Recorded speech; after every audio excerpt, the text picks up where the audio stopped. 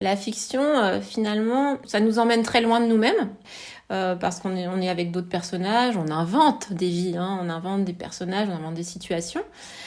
Et en même temps, ça nous ramène aussi à soi. Donc c'est des espèces d'allers-retours entre soi et ces personnages de papier.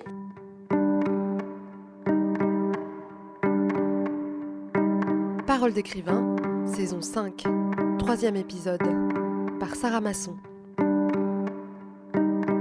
La vocation de l'écriture, comment vient-elle ? D'où vient-elle ?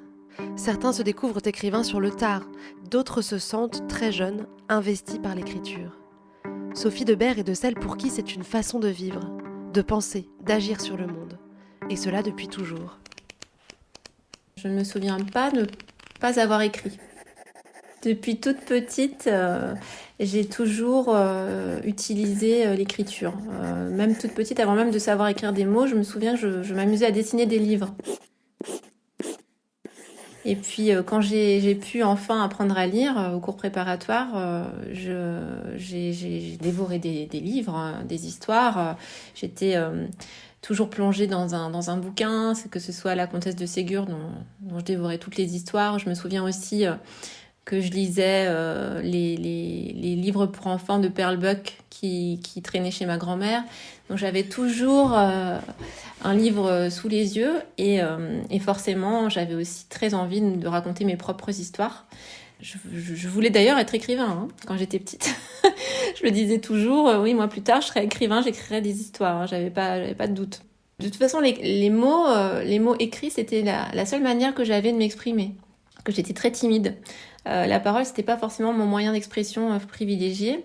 Donc j'écrivais tout le temps pour dire à mes parents que je les aimais. Je leur écrivais des lettres pour dire que j'étais en colère à mes petites amies d'école primaire. Je leur écrivais des mots.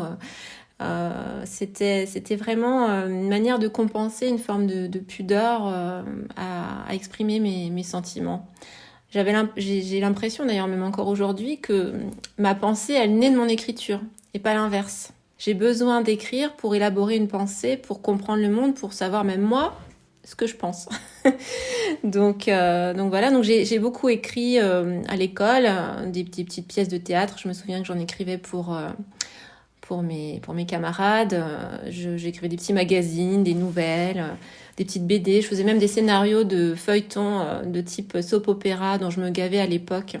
Voilà, donc j'écrivais énormément, mais c'était au sens où j'avais envie de raconter des histoires. C'était quelque chose qui me faisait vraiment plaisir et qui me permettait d'être vraiment authentique, d'être vraie. J'avais l'impression de me dire réellement. Être soi, être vrai, tout en étant quelqu'un d'autre, en inventant des autres, des lieux, des événements.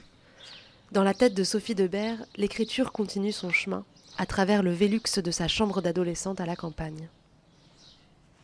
Et il faut dire aussi que j'étais une petite fille et une jeune femme, jusqu'à 18 ans, qui vivait dans un petit village des Ardennes, 150 habitants, si on compte les chevaux qu'il y avait aussi. Et c'est vrai qu'il n'y avait pas beaucoup de distractions non plus. En plus, j'avais la maison qui était à la périphérie du village. Donc, de mon Vélux, on voyait des champs à perte de vue. Donc, j'étais très, très dans la contemplation. Et je me souviens que je m'allongeais souvent sur ma moquette et je regardais donc le ciel du Vélux et je me racontais des histoires dans ma tête et après je les écrivais en fait sur le papier. C'était pas un ennui, le fait de vivre comme ça dans une campagne un petit peu perdue. C'était pas un ennui difficile. C'était au contraire, c'était un ennui fondateur et qui était même créateur. Voilà. Donc et puis j'avais aussi ce sentiment d'être un peu posée à côté de la vie. C'est-à-dire d'être toujours un peu décalée, de voir la scène par l'extérieur. Et le fait d'écrire finalement sur mon vécu, ça me permettait de le digérer, presque de le vivre en fait.